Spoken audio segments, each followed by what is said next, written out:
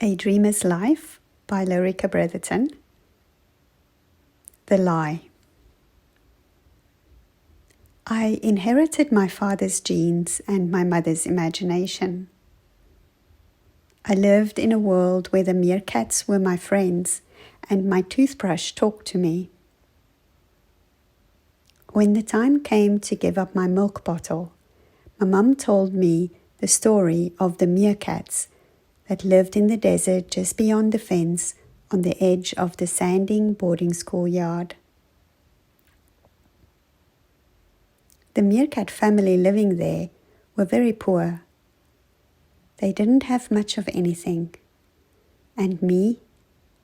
I was a growing girl and I had many things. Toys, food, a bed. I had everything. Wouldn't it be nice of me to give something of mine to the meerkats to help them out? Especially the little babies. Of course I agreed.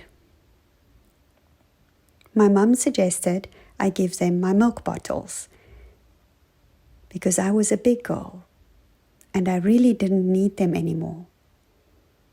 But those little meerkat babies underground, they really needed it.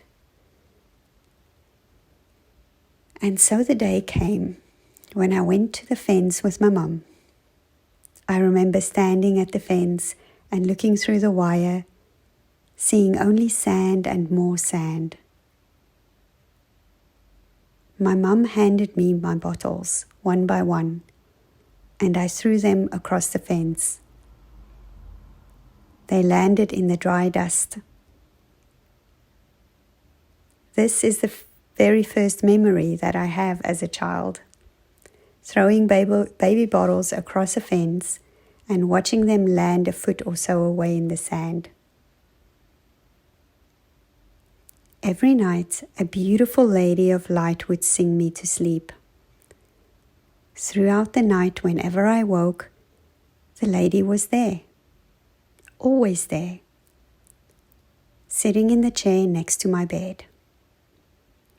Her hair shining silvery white in the moonlight coming through the window.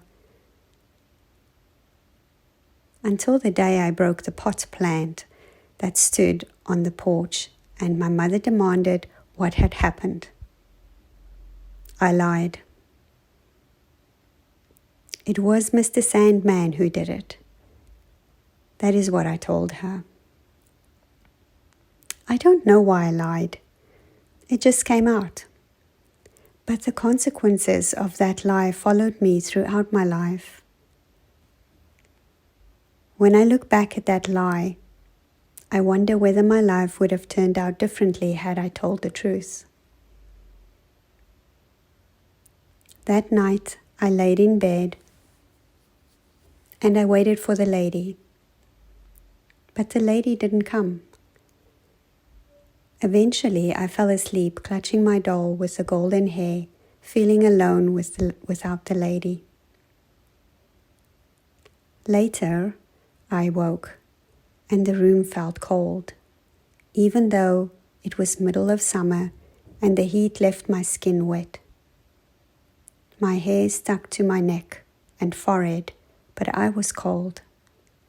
My skin felt cold, like an ice-cold can of Coke was pressed against me. I felt the presence before I saw it. Heavy, dark. My eye caught a movement, and when I looked to where the lady usually sat, I saw a shadow. Nothing more. On that first night, all I saw was a shadow, and I was scared. Terrified. The shadow didn't move. It just sat there in the lady's chair. After a while, I fell back asleep. The next night, the shadow came back. And the next, and the next. The lady never came again, and I got used to the shadow. It never talked to me. It just sat there on the chair night after night. One day I asked my mother about the shadow. "Every night there's a shadow in my room," I said. "What kind of a shadow?" she asked. "Just a shadow." "It's probably just the curtain," she said, but I knew it wasn't that. In a way, I wanted to keep the shadow to myself. I wanted to hold on to it. It was my shadow.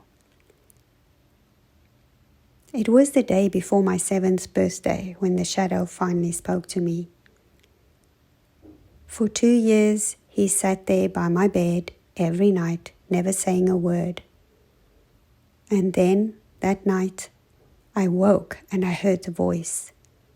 The shadow had a man's voice.